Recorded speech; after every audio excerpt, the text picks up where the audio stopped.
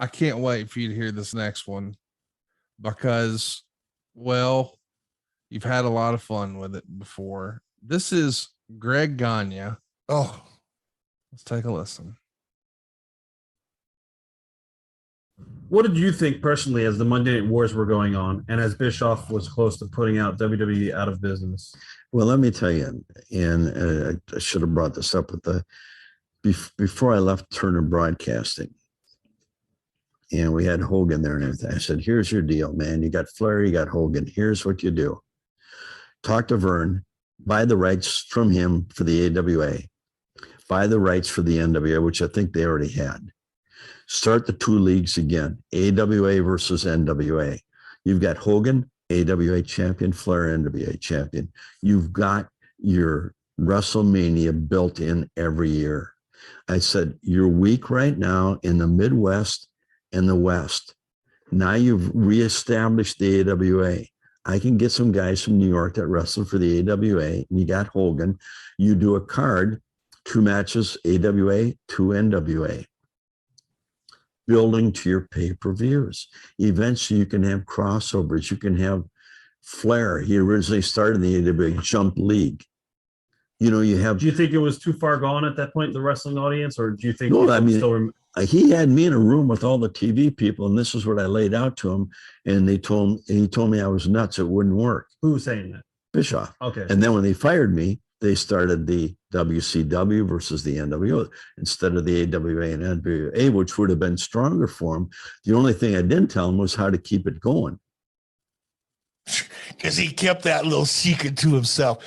First of all, a couple of things that are just from a credibility perspective. And that's why I love doing these things, because you hear these little bits and pieces, how people, much like Russo did in the beginning, just, you know, take a real fact, change it enough so that you come out looking really smart, but talk about an actual incident so that there's this little grain of truth in there somewhere. You've got to really dig.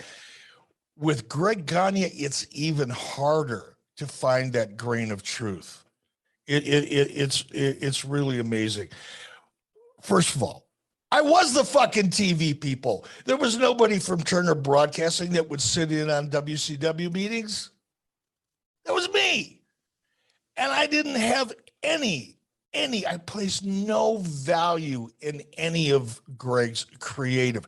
Greg was really good at teaching psychology, laying out a match, working with the talent. He was really, I think in terms of psychology, I would say that there's only a handful of people that I've worked with that were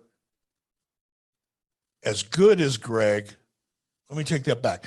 There were a handful of people that were as good as Greg. There were several people that were much better than Greg in this regard. Terry Taylor was much better than Greg at laying out a match. If you got Terry and he was focused, he was one of the best.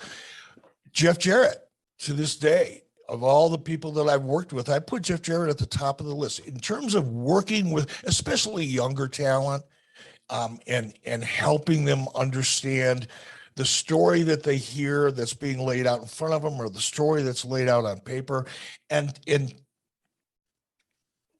transferring, if you will, that story on paper to the story in the ring. Greg was really good at that. That was his only role. I watched Greg Gagne and Vern, unfortunately, fuck up more good opportunities.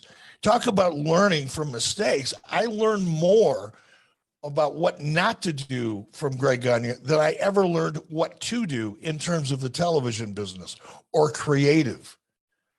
I mean, of course he wanted to sell Turner Broadcasting the AWA library because it wasn't worth anything at that point, and Vern needed the money. I get that part. I don't hold that against Vern or Greg. That wouldn't be logical. But to conflate all of that and try to make it sound, once again, like I stole the nWo idea from Greg Gagne, while the Dirt Sheet universe thinks I stole it from New Japan, even though New Japan never had a storyline that was anything close to the storyline in nWo. But that's how the narrative started. So actually, Dave Meltzer and Greg Gagne were fighting for who Eric Bischoff stole the idea from, when in both cases they're full of shit. Neither one of them have a fucking clue. Greg, I feel bad for you, Greg. I felt bad for you for a long time. Deep down inside, you're a fun person to be with. You're a good guy. You can tell a great story most of the time until you're trying to put yourself over. Just like you couldn't get yourself over in the ring, you can't get yourself over in a story. It's just too bad that you couldn't teach yourself how to get over as well as you were able to try to teach others how to do so.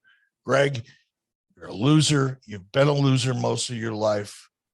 You got to the position you were in because your dad allowed it to happen, and it hurt him. It hurt the AW business. Greg Gagne had no credibility. He didn't then, and he still doesn't. I feel bad for you, Greg. Not bad enough to reach out and have a beer with you, but kind of like, here in Wyoming, sometimes you drive down the road, going down the highway, and you see what looks like roadkill, but it's not really. It's not quite all the way dead yet. And you feel so sorry for it. You just want to put it out of your misery, but you can't because that's actually illegal. And that's kind of the way I've felt about Greg for a long time. You want to put him out of his misery, but you can't because there's jail time, there's attorneys, there's all kinds of other shit. So I learned over time to just let guys like Greg and Vince Russo, just let them put themselves out of their own misery because eventually it all catches up to them. And this is just one more example. Ladies and gentlemen, Greg Gagne was 73. Let's move on. Next up, we've got Bret Hart. He's still alive, isn't he? Yeah, but you just buried him. He's been dead for about 60 seconds now. Okay, good. Well, I just put him out of his misery. Now it's time for somebody to come by. And like I said, here in Wyoming, when there is roadkill on the side of the road, somebody comes by, picks it up, throws it back in the truck, takes it to the dump, out of sight, out of mind. Nobody feels bad anymore. So maybe at this point, maybe Greg Gagne's reputation will actually be able to survive and grow. From this point forward, we will forever refer to Mr. Gagne as Old Yeller because you took him around back and did what needed to happen. Somebody's got to do it. It's a tough job, but somebody's got to do it.